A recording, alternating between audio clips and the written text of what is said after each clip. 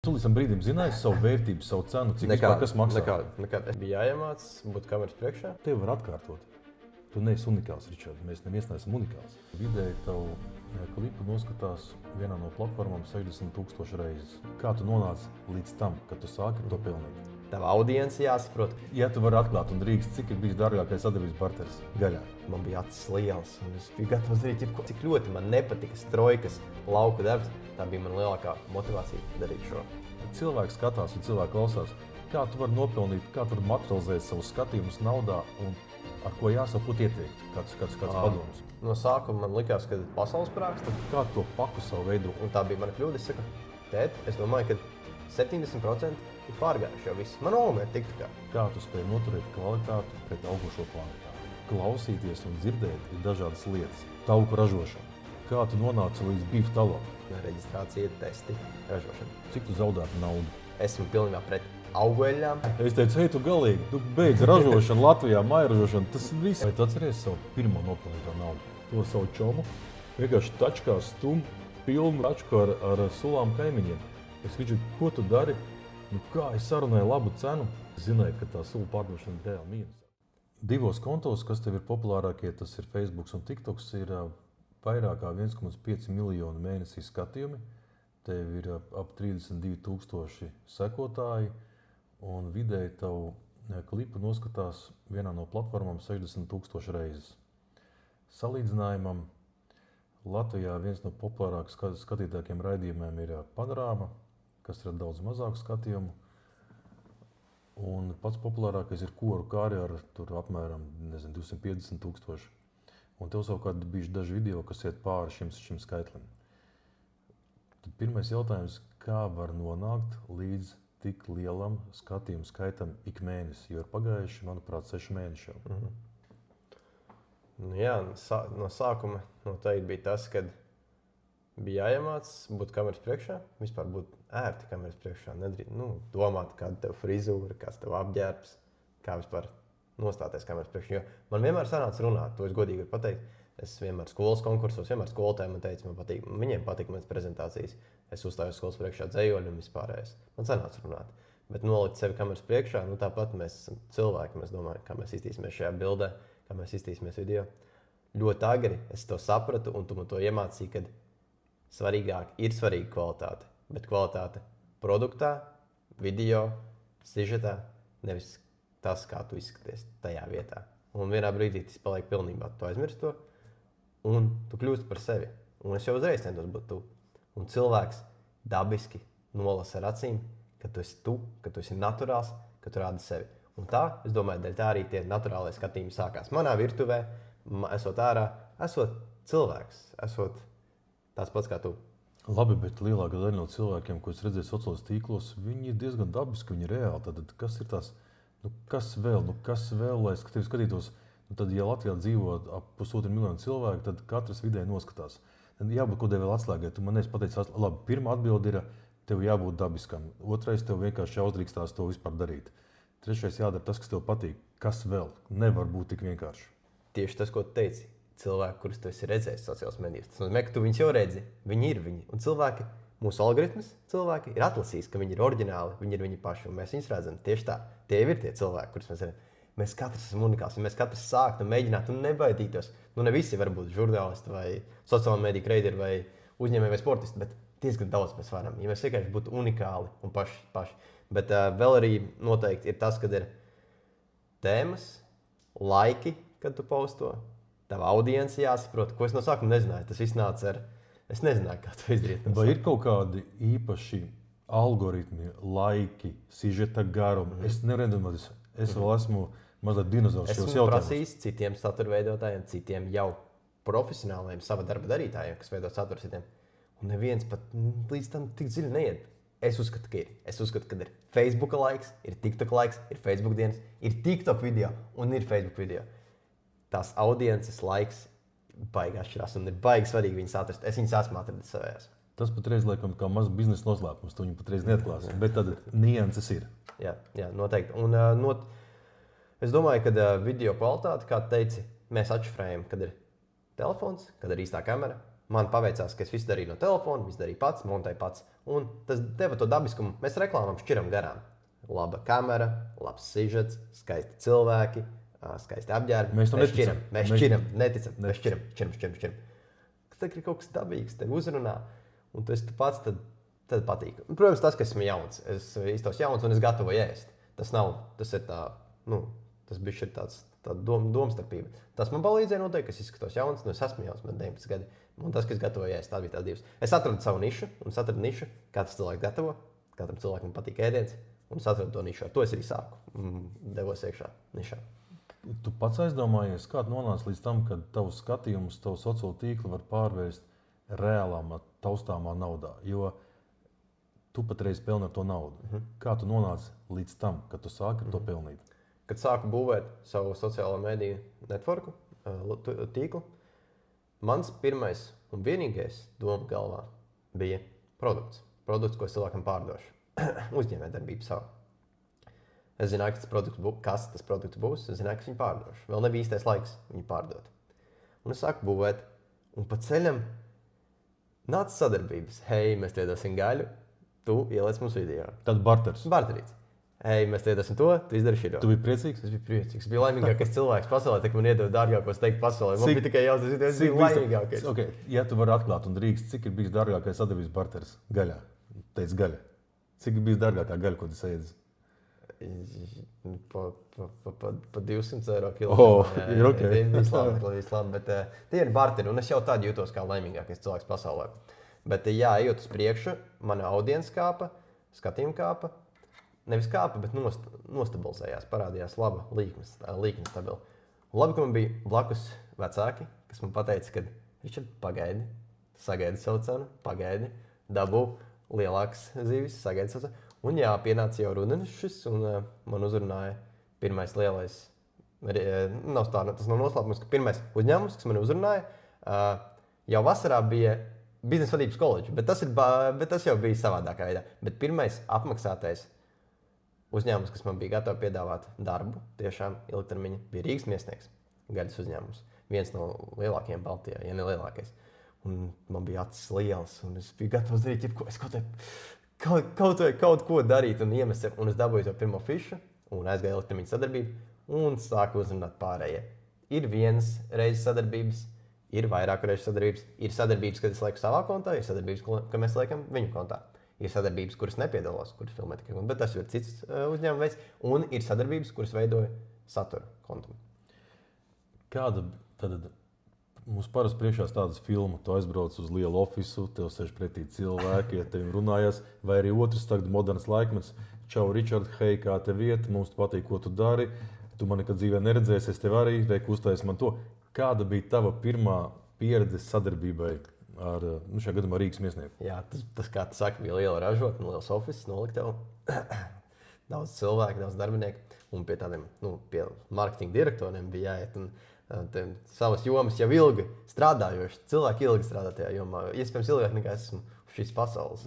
Bet jā, tu runājies pie galda. Un ir tāda ļoti interesanta Kāda ir pirmā sajūta? Tu neko nesaproti. Tu jūties kā zivs citā ūdenī. Tu esi kaut ko visu dzīvi darījis, bet tas ir pilnīgi kaut kas jauns. Tu pazaudējies vai nepazaudējies? Nē. Svarīgi ir pārāk daudz nepateikt, pārāk daudz nepaprasīt un gaidīt, kad taustīties. Jā, dabūt. Baigi jājūt tā līnija. Bet tu līdz tam brīdim zināji savu vērtību, savu cenu, cik vispār kas maksā? Nekād. Es nezināju, cik maksā video, cik maksā citiem. Neko tādu. Es vispār nezināju savu cenu. Un es paņēmu to, kas man likās adekvāti, un ko viņi arī jau bija priecīgi. Bet tad, kad es aizgāju jau pēc pāris citiem dīliem uz jau citu dīlu lielāku, kur man bija jātiekas arī ar direktoru mārketingu. Un šoreiz jau biju gatavs. Es zināju, ko man pateikt, ko nepateikt. Es zināju jau tuvāk savu cenu un jau jūtos komfortabli, jau izējot cauri vairākas reizes šī situācija. Ņemot vērā, ka loģiski tev pilnīgi viss ir zem komerces noslēpuma, tu nevari runāt ne par skaitļiem, ne par apjomu, ne par naudām, bet cik daudz tu vari pateikt, katrs no cilvēkiem, kuram ir sociāla tīkla, var vērsties pie šādām kompānijām un uzrunāt, jeb tu gaidīsi savu zvanu, kad tev kāds zvana, un kā cilvēks skatās un cilvēks klausās, kā tu vari nopelnīt, kā tu vari materializēt savus skatījumus naudā un ar ko jāsaka, ko tu ieteiktu, kāds padoms? Noteikti ir arī pašam jāiet. Esmu izsūtījis ļoti daudz e-pastus, un nesaņēmis daudz arī atbildes. Bet arī man ir daudz uzrunājuši. Un tie parasti ir lielāki, kas man uzrunā, jo mans tas mērķis un mana tā pašapziņa nav tik liela. Man neliekas, ka es varu tik tālu aiziet. Tas, kas tev uzrunā, ir augstāk nekā tu esi gatavs tēmēt parasti. Tas ir forši. Un nākamā lieta, ka tavs kontents, tavs saturs, ne jau visu var pārdot. Nevar visu pārdot. Man labi, man ir gatavošana, man ir dzīves stils ceļojumi, man var daudz ko integrēt organiski. Bet ir saturs, ko ir ļoti, ļoti, ļoti pagrūti pārdot. Tāpēc tas arī atkarīgs noteikti no tava kontenta, tava cena, un tas biežums ir atkarīgs no tava satura. Tu patreiz, es zinu ienākumus, par kuriem es nevaru runāt, bet tu patreiz pelni tikai veidot savu sociālo kontentu. Vairākas reizes pārsniedz vidējo Latvijas ienākumu, jo tagad mēnesī tev vēl nav augstāka izglītība, tev nav bijis darba pieredze, bet tu nopelni pietiekami. Tu esi jau patstāvīgs, tur atļauties principā apmaksāt savu māju, atmaksāt savu mašīnu, tur atļauties ceļot, uzkrāt pat šo visu ienākumu tikai no viena biznesa veida. Mans jautājums, cik tu vari vispār apkalpot mēnesī kvalitatīvi klientus? Kā to paku savu veido un no kā tu viņu veido? No sākuma man likās, ka pasaules prāksts, ka man arī savs kontents jāveido, bet arī jāveido citam. Un vienam klientam pies. Man jau liekas, ka pasaules prāksts, kā es to izdarīšu? Es tagad veidoju, ir 10 reizes vairāk nekā tajā brīdī, kas bija tikai pirms dažiem mēnešiem. Un es vairs nav tāda, ka man galva grieztos, kas notiek, ka man nepietiek dienas stundām, noteikti dienā stundas. Bet tu iemācies to, ka atdodot tālāk, visi to zina, ka atdodot tālāk kaut ko, ko var izdarīt citi. Es varu paņemt vēl vairāk, ko citi nevar izdarīt. Un lēnām nododot šo tālāk. Tu mācies deliģēt. Jā, tas tā ir ļoti grūta lieta, jo nekad negribās pazaudēt. Tu gribi visu, kas ir, bet dažreiz ir jāpazaudēt šis te, lai tiktu pie lielā maisa klāt tālāk, iet sevi. Drusku ir jāpazaudē, lai iet tālāk. Tev ir viena ļoti laba īpašība. Tu katru darbu dari tāpat kā sportā uz 100%. Tev katrs klients ir, es redzu, kā tu ar viņiem komunicē, kā tu čubini viņus, kādu reizēm es tev padomu iedodu. Kā tu spēj noturēt joprojām pie pietiekami liela darba apjoma, manuprāt, šo labo kvalitāti, jo par kvalitāti runā tavi nākošie klienti, kur tevi uzrunā. Tad tu kaut ko dari pareizi, un šajā gadījumā principā viss dari pareizi. Mans jautājums, kā tu spēj noturēt kvalitāti pret augošo kvantitāti? Jā, kvalitāte pat nenoturās. Kvalitāte pat objektīvi paliek labāka, jo katra reize, tāpat kā futbolā vai mācībās, katra reize, ko mēs izdarām, mēs paliekam labāki. Un tu jau zini, ka ko tu izdarīsi, šis jāieliek, tas jādod. Un man kaut kā paigi cilvēks atrod savu passion, sakot angliski, savu to aicinājumu. Un es atradu to uzņēmējdarbībā. Ja nesen tikai, es vēl pirms 10 mēnešiem vispār nedomāju par uzņēmējdarbību. Un uzņēmējdarbība ir, jo es vairāk dienā varu ar klientiem parakstīties, vairāk e-pastus izsūtīt, vairāk samontēt, vairāk uzfilmēt, jo es vakarā teikšu, es esmu piekus, bet šitā bija laba diena. Šitā diena man patika. Nevis tad, kad man nav ko darīt, tad es sāku jukt prātā un domāt, ka es nezinu, tas ir kādam patīk zīmēt, kādam patīk tas, bet man deg vienkārši uz to. Tikām skaidrībā par Rīgas Miesnieku. Otrais lielais sadarbības līgums tev patreiz ir ar Einsteinu. Kāds sakars kulinārijai panām ar autoskolu? Jā, tā bija mana pirmā tāda izeja ārpus ēdiena. Esmu ļoti pateicīgs autoskolai Einsteins, ka man deva tādu iespēju, uzrunāja mani. Mums ir laba sadarbības. Man apmierina, man ļoti patīk ar viņiem strādāt. Un man liekas, ka arī autoskolai Einstein patīk strādāt ar mani. Bet jā, viņi pamanīja manī to, ka esmu ne tikai ēdienas ceļojums, bet esmu sociālais satura veidotājs. Es varu veidot saturu. Man nevajag pannu, lai veidot saturu. Es varu veidot mašīnai saturu, autoskolai saturu. Un ir vairāk kompānijas, kas man ir uzrunājuši tādās veidās citās jomās ārpus ēdiena. Un tas man deva tādu iespēju jau spērt nākamo soli, kas ir satura veidošana citai kompānijai, kas ārpus ēdiena. Un pēc tā nākamais solis jau bija satura veidošana citai kompānijai bez sevis. Es skatos, ka Latvijā tagad ir ļoti daudz kompānijas, kas veidos. Piedāvā sociālo marketingu. Jā, bet Noteikti viņi to dara labā kvalitātē. Es neesmu kameramēns, es neesmu tas labākais montētājs pasaulē, bet man sanāk mans darbs, kas ir, es zinu algoritmus, es zinu, ko cilvēks skatīsies, un es zinu audienci. Ko es tikai varu iemācīties no sava satura, veidot savu saturu. Es neesmu to darījis ilgi, bet man ir objektīvi jau kaut cik drusku viss ir kārtībā. Es iespējams nevaru nofilmēt vai samontēt tā kā kādas no lielajām dārgajām kompānijām, bet es zinu, ko vajag. Un kā to pasniegt? Viņš tu esi pieticīgs un piecība laba īpašība, bet es redzēju tavus sagatavotos materiālus priekš kompānijām, kurām tu veido kontu, viņi ir ļoti labi. Jo viens no lieliem plusiem, ko es redzu, tu izspiedi maksimumu no tās vietas, no tās iespējas, un tas ir ļoti svarīgi. Tu joprojām esi atvērts kompānijām, kuras tevi uzrunātu, veidot kontentu viņiem. Jā, jo ir limits, cik es varu savā kontā ielikt. Tāpēc arī tas ir dārgāk. Tad, kad tev uzrunā kompānijas, tu uzreiz runā par to, vai tas ir viņu konts, vai tas ir tavs konts. Un par to arī atkarīgs cenas. Jo ir limits, ko tu nedēļā vari ielikt savā kontā, lai cilvēks, algoritmu limits. Tāpēc, ja es neesmu piedalījies ekrānā vai mans konts, tad es daudz lielāku apjomu varu paņemt ar šiem projektiem. Tātad es uzskatu, ka tikai cilvēks, kurš ir parādījis uz sevi savu piemēru, kurš ir uzbūvējis kontentu, pēc kura ir pieprasījums lielāks no reklāmas devējiem nekā tu spēj piedāvāt jau vienā brīdī, tikai tādi cilvēki var veidot kvalitatīvus kontentus citiem. Tā ir mana uzskats un tā ir mana pārliecība. Tāpēc tas būtu mans ieteikums jauniešiem, kas grib veidot citiem kontentu. Pamēģināt sākumā uzbūvēt savējo. Jā, viņš iespējams nebūs skatītākais vai, bet darot šo darbu, izies cauri visiem šim 100 problēmām, jautājumiem, ko tu varbūt nebūs veiksmīgāks sevis pārdevējs, bet pārdos cits veiksmīgi. Tāpēc man ir arī uzrunājuši reizēm epizodes atnāk, labdien, mēs veidojam kontentu, vai jūs nevēlaties reklamēties, un es iepriekš pastāstu, ko tas pats izdarīs. Un ja tas rezultāts, vai arī citiem izdarīs. Līdz ar to mans ieteikums ir, kad darot šo tēmu, tur var arī labi nopelnīt. Ir tur naudiņa. Jā, sociālajās mēdījās ar skatījumiem, tā kā oficiāli no TikTok vai YouTube vai Facebook nevar nopelnīt, bet no tādām sadarbībām un no reklāmām var izdzīvot. Jā. Ir kā jaunietim noteikti ir viss kārtībā. Bet tas ir tikai te, ja tu dari. Un jā, atnāca šīs sadarbības pa ceļam, atnāca tas, kad es varu izdzīvot, un tu sāc domāt, bet es pat varētu vienā brīdī tā domā, ka es biju plānojis būt uzņēmējs, es biju plānojis produktu palaist, bet es pat varu izdzīvot šādi. Un nedrīksties, protams, nedrīkst. Ir labi, bet tas galvenais mērķis jau bija produkts. Un jau es viņu jūtu, savu saturu taisu 6, 7 mēnešu pēc Facebooks. Pēc 4 mēnešu pēc TikTok atnāca Facebooks. Mēs sēžam ar tevi, un tu saki, Ričard, neviens no maniem draugiem nav TikTokā. Jā, tev man ir visi draugi, 45 gadi, man pārsvarā visi pazīst.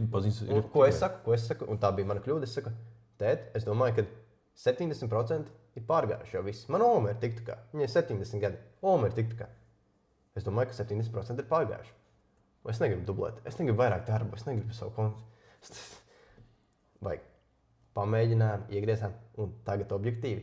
Facebooks pat 50% no nišās, ja ne 70%, ir spēcīgāks nekā TikToks.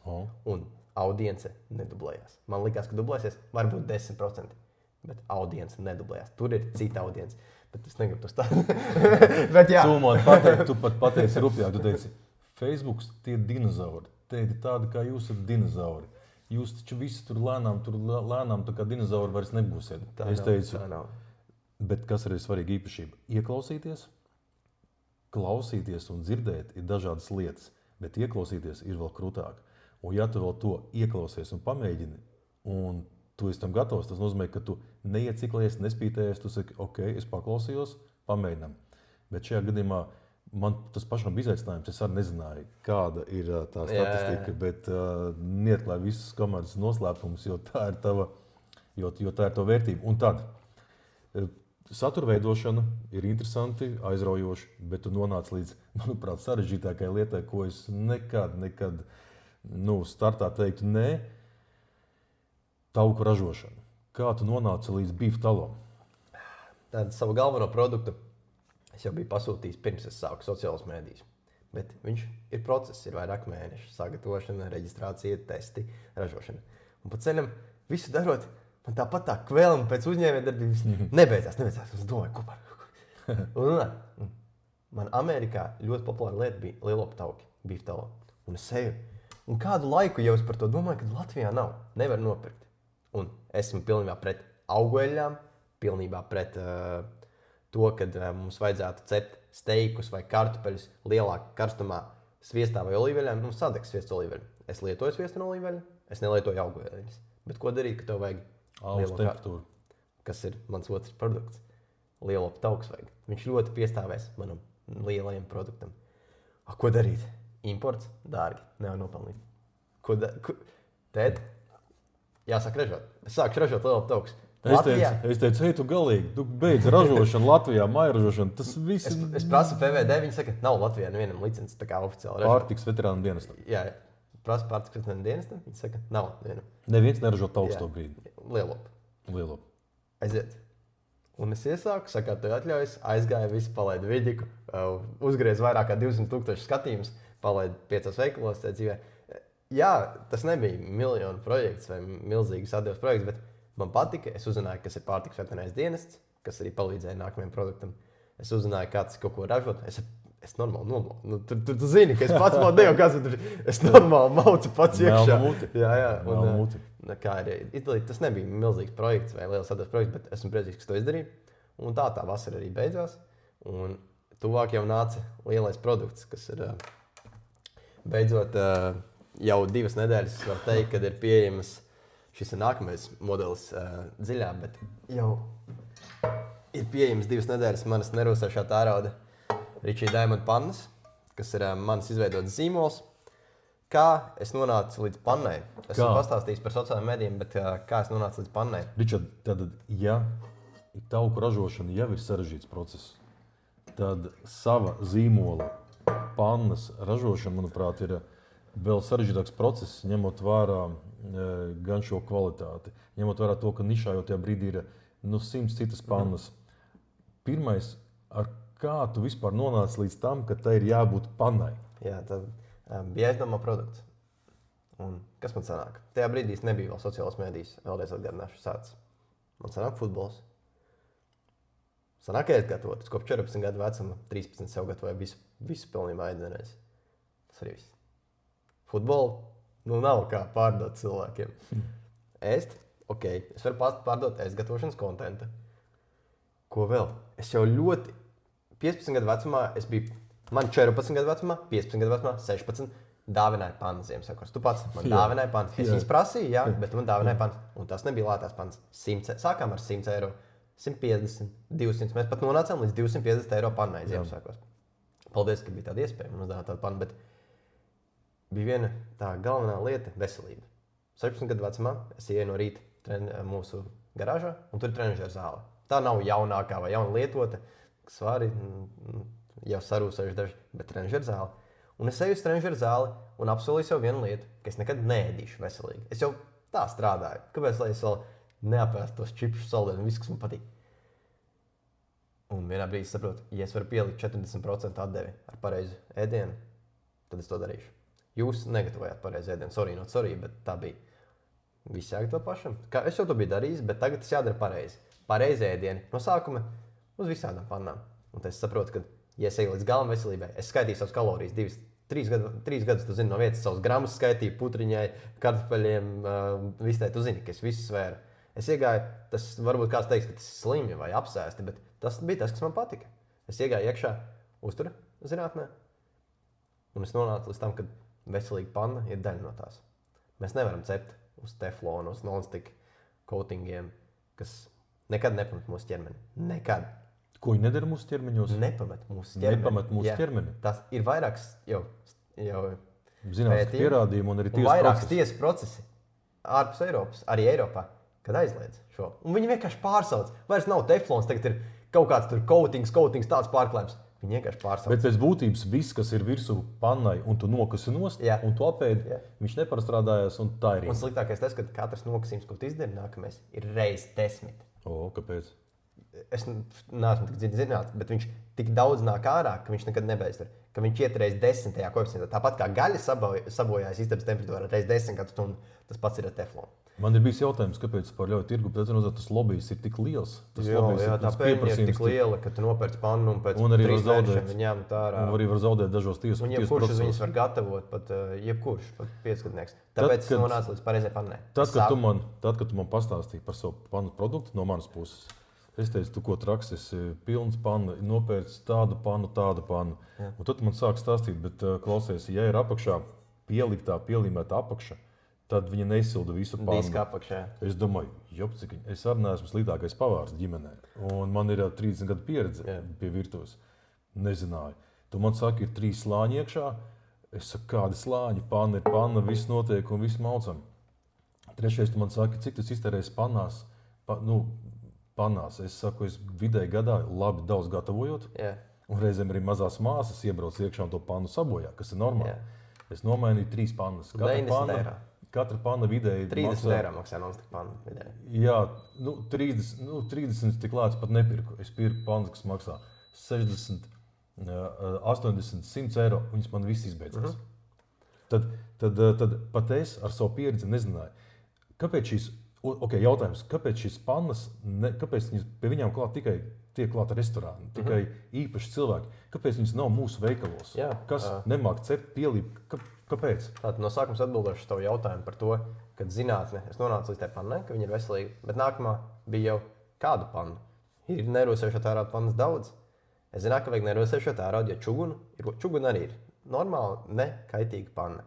Bet viņa ir jākopja. Laukos mēs... Un ir tīpaši, ja mēs 4, 5, 6 cilvēku virtuvē ģimeni gatavojam, nenokops katrs no mums viņu pēc gatavošanas. Nenokops. Tērauds nav jākopja. Nonāca līdz tēraudam, man patika uz viņas gatavot. Visu varēja pagatavot. Olas, pankūks, steiku, viss nav lietas, ko nevar pagatavot. Un ko tagad darīt? Es zinu, ko man vajag. Esmu vēl jauns, man nav vēl līdz galam. Es neesmu vēl pieaudzis cilvēks, kas varētu kaut ko izpētīt. Labi, ka informācija internetā pa brīvu, TikToks, YouTube, pārējais skatos. Es zinu lietas, ko vajag. Un es zinu, ko es gribu savā pannā. Un es nopērku dārgākos par 250. Un es zinu, ka man vajag tieši tādu. Es nopirku Demejēru pannu un zināju, ka man vajag tik pat labu pannu. Man viņa bija nedaudz par smagu manai māsai. Es zināju, ka vajag mazāku svaru. Es zināju, ka vajag 3 slāņus. Es zināju, ka nedrīkst būt diska apakša. To, ko Latvijā pārdeva, es nesaukšu veikals vārdos, bet ļoti reti, kur var nopirkt, bet tur var nopirkt tikai diska apakšu, kas neiziet visam cauri, rodas hotspoti, nav vienmērīgs siltums. Ir liels problēmas ar šo disku apakšu. Viņi ekonomē, uz pusi lētāk saražot. Tāpēc viņi var pārdot uz pusi lētāk nekā mana vai citu zīmolu lielo pannas. Cik tev panna maksā? Mana panna maksā 109 eiro. Var nopirkt nerosējušu tērauda diska apakšu sliktu pa 60. Labu šādu no lielajiem brandiem Alko, Demejēra 200 plus. Es zināju, kādu man pannu vajag. Es izbraukāju lielākās Eiropas izstādes, private label, kur ir ražotāji. Tiku līdz savam gala produktam. Viss tika nokārtots ražotāji, izdarīja visus testus, visu testingu, visas deklarācijas un nonāca līdz produktam. Tad tie slāņi, kas ir iekšā, un tas svars un vispārējais dizains, tas viss ir tavs darbs. Tu esi iedevis darbu. Es viņu neesmu uztaisījis, bet tas viss ir mans pētījums un visi manis spekulācijas. Lai tu izdarītu to, vajag ražotni. Bet tev nebija, nērti braukt, runāties, izstādē, pēc tam ar ražotājiem sarakstīties. Galu galā tev ir 18 gadi. Kā tas notiek? Viņu sejās varēja redzēt, ka 18 gadnieks pie tevis atbrauc.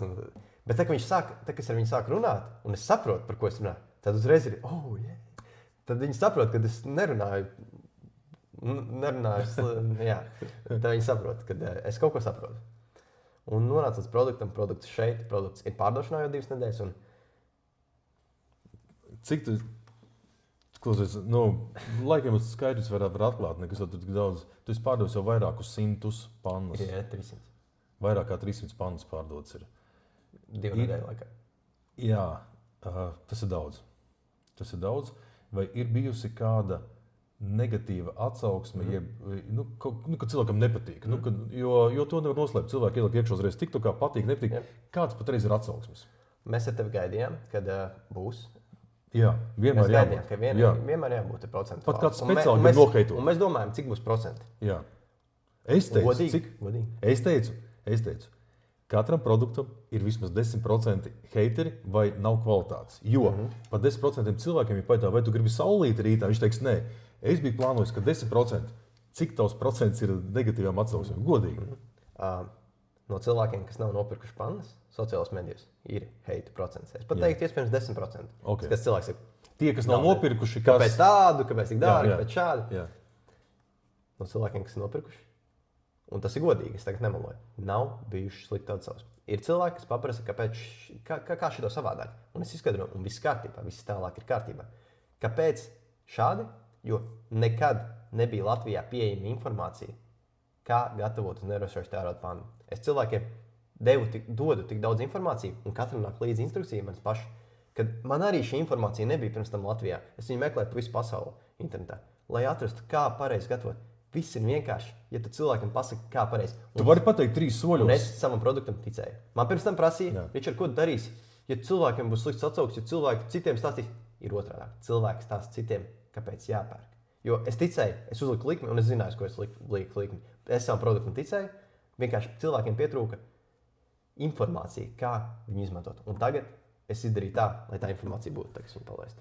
Pasaki 3 lietas, 3 soļus, lai katram, gan māsai mazajai, gan arī dinozauram, kurš gatavojas savādākā veidā, kad cik vienkārši vai cik sarežģīti ir darboties uz kas ir jāievēro? Vienkārši ir process, kas jāievēro.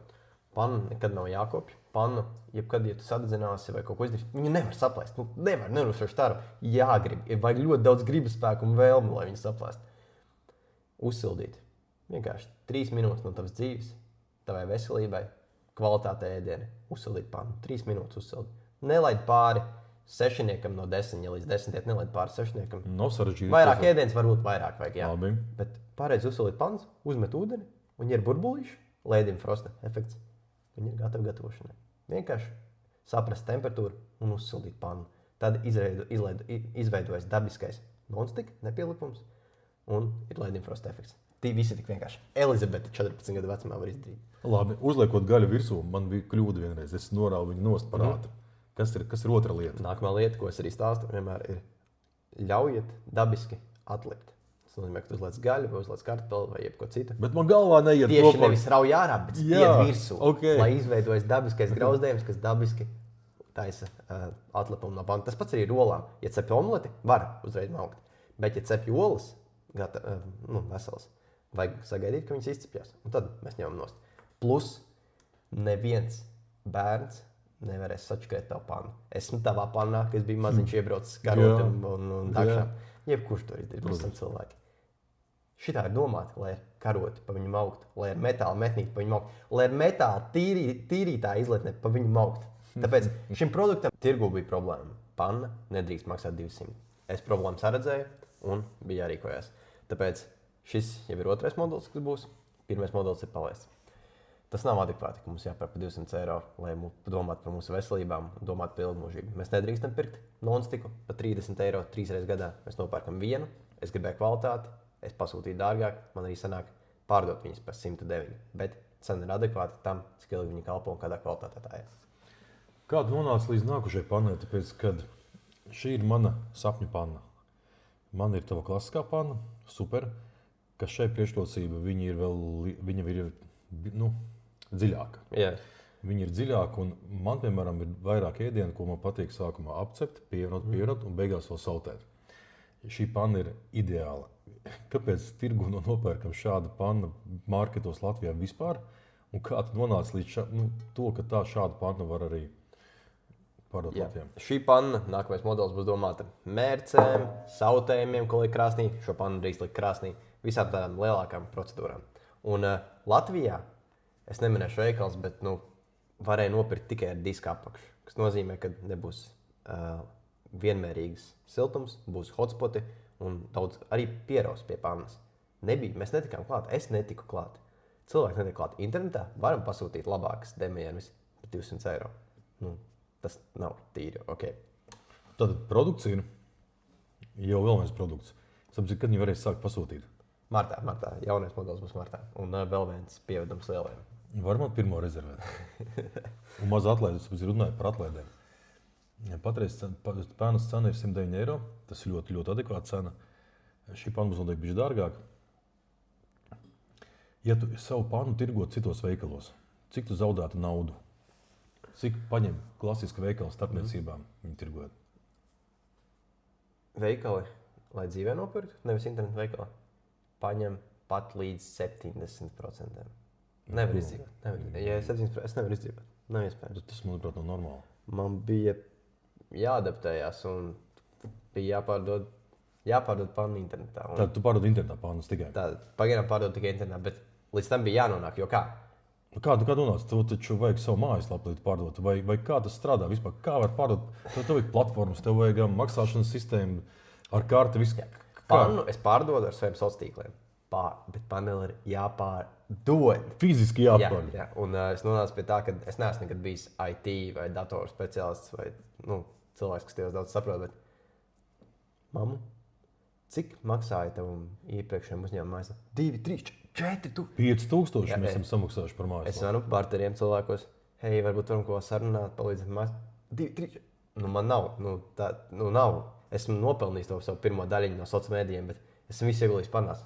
Man jau nav vienkārši varianti. Es arī nebūtu devis 5,000, tāpēc, ka tas nav vienkārši normāli. Mēs nekad neesam devuši to naudu biznesam. Es ieguldīju 400 stundas mājaslapā. Pats kodējot labi, ka ir mākslīgais intelekts 25. gads, bet es ieguldīju savu darbu. Tagad es zināšu visu dzīvi, kā to darīt. Mana mājaslapa noteikti nav tik laba kā profesionāļi, kad to dara. Bet manai mājaslapai nav jāpārdod. Es pārdodu sociālos tīklos. Mājaslapa ir tikai Apple Pay, Omnibus Shopping. Es nezinu, kāpēc mums skolās nemāca integrēt e-komercijas mājaslapas. Tas ir visi payingi, shippingi, Omnibus, visu integrēt, kā uzbūvēt mājaslapu. Ja mums to būtu iemācījis, kāds tas viss būtu. Viņš man skolā mācīja Pitagora teoriju, kas varbūt kādreiz noderēja būvēt siltumnīcu, bet Ēģiptes piramīdas un citu valstu vēsture padziļinātā, kas man pilnīgi nebija vajadzīga. Labi, tā tad ir sava mājaslapa, tu pārdod pannas, tev jau nāk nauda pietiekami liela. Kurā brīdī tev ir sajūta, ka vajag likt atpakaļ biznesā un nevis ķert pirmās lietas, ko dzīve dod, tur mocis, dārgi, pulksteņi, var atrast 100 lietas, bet piemēram arī redzu, ka šīs lampas, tās ir ļoti labas, tu investē pareizi podkāstā un katra lampa maksā 400 eiro. To pašu varētu izdarīt arī par 100 eiro. Kā tu sajūti, cik atpakaļ naudu investēt, reinvestēt? Man paveicās, ka man jau ļoti ātri jūs vecāki iemācījāt, kad ir pasīvā un aktīvā nauda. Tāda ir lietas, ko mēs varam iztērēt, un viņas mums netaisīs vairāk naudu, un lietas, kur mēs varam iztērēt, kas taisīs. Ir naudas inflācija. Ja es viņu vienkārši atstātu kontā, viņi samazinātu savu vērtību. Tāpēc tu jau pats zini, ka 3. dienā es jau nospiedu pogu un pasūtīju 2 reizes vairāk nekā 1. reizē pasūtīju pannas. Tikai 3 dienas pēc palaišanas pirmā, skatoties uz pirmo līkni. Labi, ka šī cikls ir labi saglabājies un pat gājis uz augšu. Tad tagad esmu priecīgs, ka es jau pasūtīju uzreiz nākamo kravu. Tāpat ar pannām tas ir investiments, lai cilvēki redzētu mani, sadzirdētu mani, man redzētu kā cilvēku, nevis tikai sociālo mediju tēlu, kā es jau teicu. Tāpēc lampas arī ir viens no šiem investmentiem. Un par pārējām lietām, kaut kad jā, nonāks. Kāda ir sajūta, cilvēcīga sajūta nopelnot tādu pirmo naudu ar vairākam nulēm un izdarot to pietiekami ātri? Ātri tagad, bet darbs ir liels ieguldīts. Jautājums, kāds tas feelings, kāda ir tā sajūta, vai tas tevi nemaina? Jo man apkārt cilvēki, kuriem iedod varu naudu, tu redz kāds cilvēks, viņi ir sabojājušies. Mana nav mainījusi ne nauda, ne vara. Kāda ir tava sajūta nopelnot pirmo naudu? Jau 11 gadu vecumā, kad visvairāk strādāju strojkā, laukos, arī mūsu saimniecības darbos, man nekad nemaksāja, bet es strādāju kopā ar draugiem, kuriem maksāja 50 eiro stundā. Tas ir labi, nevis stundā, bet dienā. Jā. Tas ir labi, tas ir forši tajā vecumā, 11 gados. Bet tas darbs bija lielākā motivācija. Cik ļoti man nepatika strojkas lauka darbs, tā bija mana lielākā motivācija darīt šo. Un to darot, es nekad, man liekas, ka nesakrāju tā kopā, pats nopelnot vairāk par 1000 tādu. Un tagad, kad tas jau ir ar vairāk nulītēm, nav savādāks. Gribās tieši vairāk. Ja man iepriekš gribējās nopelnīt 1000 vai tos 10 pirmos, tad tagad tie 100 reiz 10 visu laiku daudz reālāks. Tu esi saķēris, tu sajūti to asins garšu, un viss tikai ir vairāk un vairāk motivācija. Zini, kas bija mana pirmā motivācija? Jā, es esmu dzīvojis nabadzīgāk. Dzīvoju viens ar mammu. Mums apēst kādu garas gabalu, tie bija lieli svētki. Ēdam kartupeļus ar kāpostiem. Un Es vienreiz dabūju pamēģināt spraitu pudeli. Un es to spraitu taupīju mēnešu garumā un dzēru viņu pa mazām pilītēm. Tur iedomājieties, kā garšo gāzās dzēriens pēc viena mēneša turēšanas. Viņš negaršo ne pēc kā. Un es apsolīju dzīvē, ka es vairs nekad negribu dzīvot apstākļos, kad es nevaru sev izdzert vienu spraitu pudeli kaut vai vienā dienā vai vienā piegājienā. Tā bija mana lielā motivācija. Vai tu, rodot sev jaunu motivāciju, vizualizē skaidrs, piemēram, es vēlos nopelnīt 1 miljonu pēc kāda laika, vai tev vizualizācija palīdz sasniegt rezultātu? Man noteikti bija savādāk. Man vienmēr bija siltums, ēdiens, vispārējais, bet man paveicās, ka es atradu to motivāciju uzņēmējdarbībā, to deksmi, to passion pret darbu tieši šāda veida. Un ir visādas lietas, ko cilvēki dara. To. Man tieši šis patika. Man tas aizrāva. Man labākā diena bija tad, kad es, un ir vēl aiziet, tad es pamodos, man ir viss šis, ko izdarīt. Un es varu aiziet gulēt priecīgs. Tāpēc man patīk to darīt, man patīk strādāt tieši šajā jomā. Un par nākamo to peļņu, jā, esmu vizualizējis. Un ja sapņi no sākuma bija lieli, tad tagad tie liekas maz. Un sapņi vēl. Laikam jau ir jāsapņo, tāpēc, kad uzliekot lielu sapni, tu vari vismaz ir uz ko tiekties. Vai runājot par sapņiem, tu atceries pirmo sapni par savu jauno velosipēdu, kā tu vēlējies? Es to varu atgādināt. Es nekad neesmu bērniem pircis jaunas velosipēdus, arī tagad. Mēs varam atļauties, pats zini, bet mazās braucu lietotiem velosipēdiem, arī mazās dvīnītes. Es te uzdāvināju pirmo velosipēdu zeltainā krāsā, speciāli vissliktākajā krāsā, kāda iespējama. Ar vienu ātrumu, un es gribēju, lai mana vēlme bija, lai tu saproti un gribi viņu nomainīt, bet tu izdari pats. Un tas notikās ātrāk nekā mēs bijām plānojuši. Tu piedalījies sacensībās ķegumā, un bija tāda bērnu stafete, 2 riņķi, kurš ātrāk apbrauc pa kalniņiem. Un pēc pietiekami ilgas cīņas tu ieguvi 2. vietu. Un tu uzbrauc kalnu augšā un teici, tēti, es būtu bijis pirmais, es varu būt pirmais, bet es nevarēju apsteigt to puisi ar to velosipēdu. Tu nezināji, ka ir ātri vairāk. Un tev bija 1 ātrums, puišiem bija 6 ātrumi. Un tas nozīmē, ka tava motivācija bija saimīt velosipēdu. Un es teicu, vecīt, vairāk jāstrādā. Un tu sāki audzēt lociņus, un tu nopelnīji pirmo naudu lociņos, jau ne pirmo, bet jau nākošo. Un tu nopirki toreiz internetā ļoti super lētā cenā velosipēdu jaunu.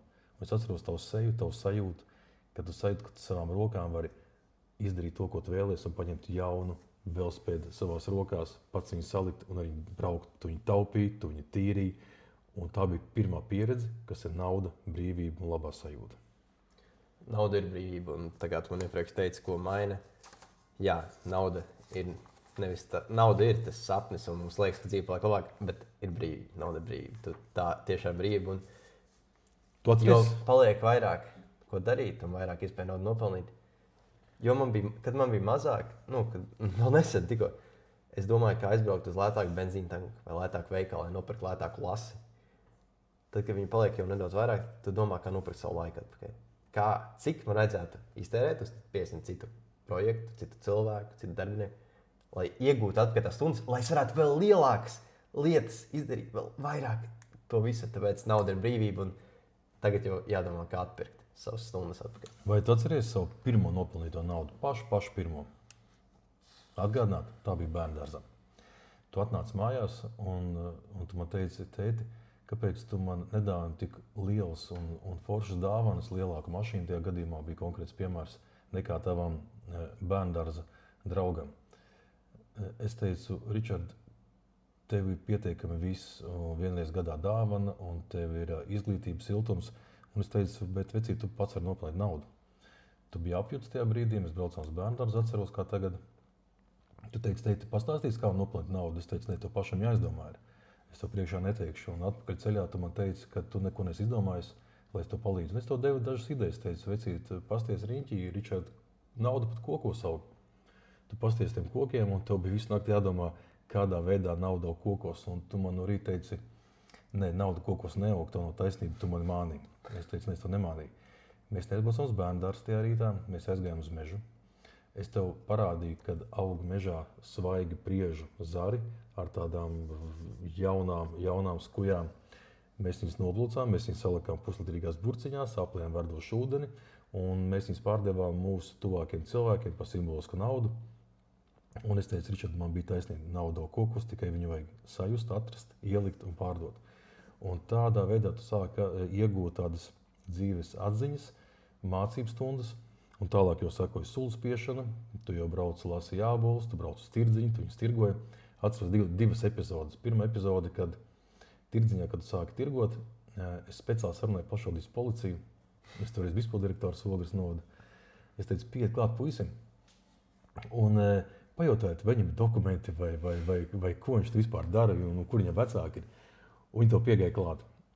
Un tava reakcija bija pārsteidzoši laba, tu biji mierīgs, tu atbildēji, pastāstīji savus mērķus, un viņi bija ļoti par tevi korekti, kārtīgi.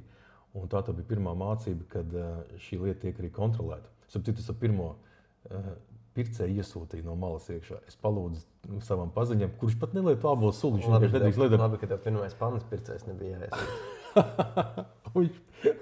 Viņš piegāja klāt un to nopirka, un tu noticēji, labi, ka es to izdarīju. Viņš piegāja nopirka, un tu sajūti, ka es varu pārdot par 3,50 litrā sulu. Bet nākošā reize jau nebija vairs tik smieklīgi. Mēs sēžam mājās ar mammu, ēdam vakariņu, skatāmies pa logu, tu ar savu čomu, vienkārši tačkā stum pilnu tačku ar sulām kaimiņiem. Es viņu, ko tu dari? Nu kā, es sarunāju labu cenu, pārdošu, un man būs vēl vairāk, es varēšu vēl vienu velospēdu apmēram nopirkt.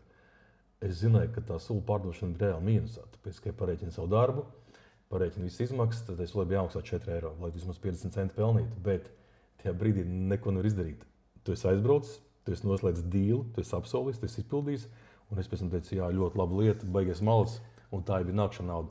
Un tā tu gāji, un tagadies iznākums, ka tev jau ir nopelnīta sava nauda pietiekami liela, tā nav sakritība, tā nav veiksme.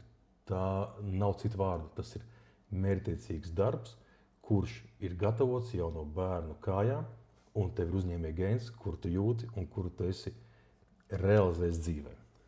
Man prasīja vienreiz, nesen, tas bija, kad prasīja Ričardu, ka es uzstājos cilvēkiem, neuzstājos, man bija jārunā cilvēkiem, man prasīja, Ričard, bet tu esi gatavs uzņēmējs, ka tu esi gatavs tagad, 19 gados, 18. Es saku, es tā domāju, 3 sekundes saku, jā, man ražoja, kā iespējams uzņēmēji. Un pabeidzot par šo uzvaras instinktu ir tas, ka Latvija bija tas pirmais posms pannā. Es gāju gulēt 29. novembrī pirms pannu palaišanas, kā bērns Ziemassvētkos. Un es nevarēju pagulēt visu nakti, ja jūs atceraties to sajūtu 13 gadu vecumā, kad gaida dēvans. Jo es nezināju, kas būs no rīta. Vai sāks telefons, kling, kling, kling, pasūtījumi vai nesāks. Un es pamostos, un man bija 2 pasūtījumi. 7 no rīta, pamodās 6, nevarēju pagulēt.